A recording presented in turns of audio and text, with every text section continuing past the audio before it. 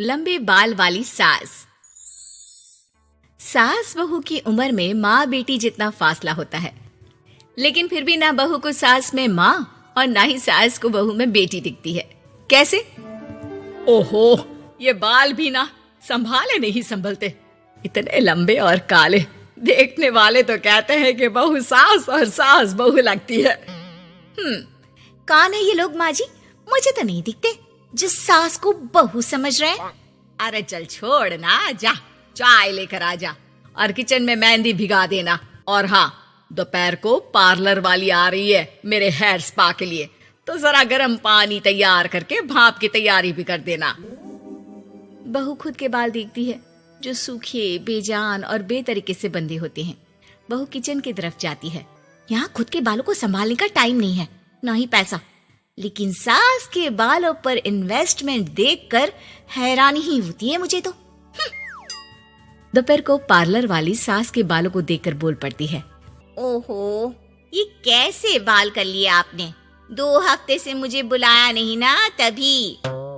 अरे वो बहू के कारण। मेरे कारण?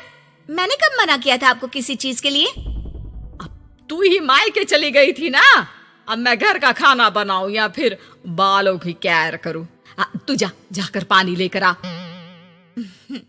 इस बार मैं जो मसाज करूंगी ना, थोड़ा महंगा है, लेकिन अरे महंगे की चिंता ना कर, बस ये जो डिम्पल कपाड़िया जैसे बाल है वो शबाना आजमी जैसे ना हो जाए, इसका ख्याल रख। अब क्या था, सास के बाल पर जो बजट था वो घर के किचन के बजट जितना ही था, लेकिन बहू बेचारी करती क्या, बहू जो ठहरी। एक बार सास बहू मॉल में घूमने जाते हैं। माँ जी, एक ड्रेस लेना है, चलिए ना जरा डिजाइनर शॉप तक। हाँ चलो, वैसे भी बाल गीले हैं, थोड़ा बाहर घूमूंगी तो हवा से सूख जाएंगे। सास बहू दोनों मॉल में घूम रही होती है। सासू माँ, वो रहा मेरा स्टोर। अरे रुक, क्या है ये? जावेद हबीब। अरे चल तो जरा देखे तो। हाँ चल देना माँ जी, बस एक ड्रेस ले लूं। अरे ले लेना ड्रेस बाद में, किसने मना किया है लेने से?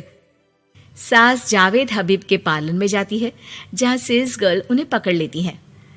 अरे कुछ बालों को सुंदर रखने के लिए क्रीम पाउडर दिखाओ ना, वो क्या है ना, थोड़े बेजान लग रहे हैं।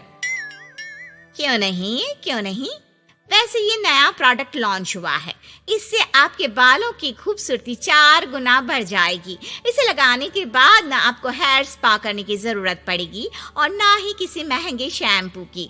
बस ये लगाइए और पूरे मोहल्ले में बाल चमकाइए, लहराइए और इतराइए। अरे वाह, कितने का है? इतना सस्ता कि आपको हंसी आ जाएगी। तो एक काम करते हैं ना, पहले हम हंसी लेते हैं, क्यों?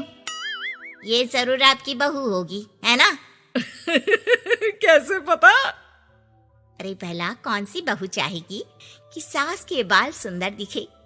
मुझे नहीं लगता कि आप ये प्रोडक्ट ले पाएंगी। एक काम करिए, फिर कभी आइएगा। अरे ओए, पैक कर दे इसे। और सुन, 2 पैकेट पैक करना, और आज के बाद किसी सास बहू के बीच लड़ाई लगाने की कोशिश ना करना। सेल्स गर्ल मुस्कुराकर साथ खड़ी दोस्तों को देखती है और सामान पैक कर देती है। उन लोगों के जाने के बाद, देखा मैंने कैसे खेल खेला? बहू मानती तो मुसीबत, और ना मानती तो भी मुसीबत।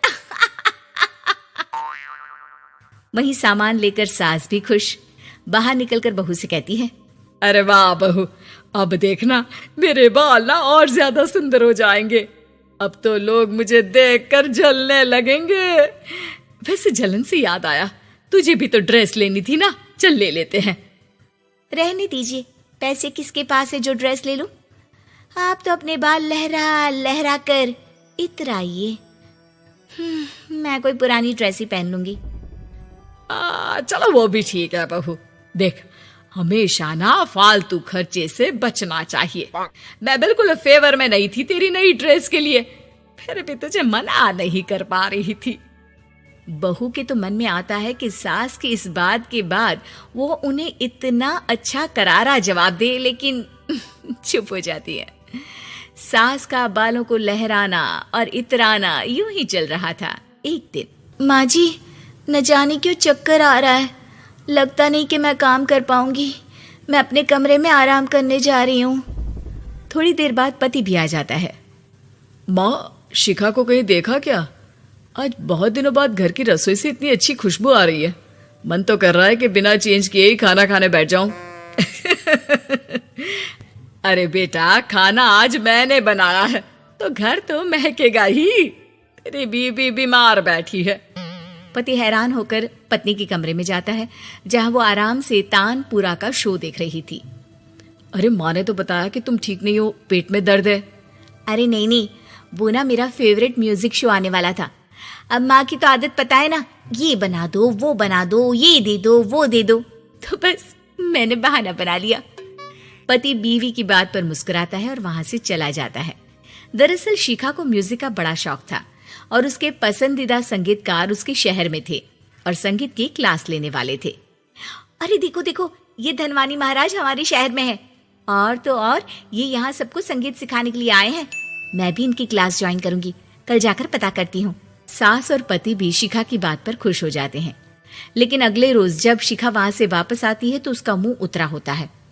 अरे क्या हो गया? तेरी शक्ल देखकर क्या उन लोगों ने तुझे लेने से मना कर दिया?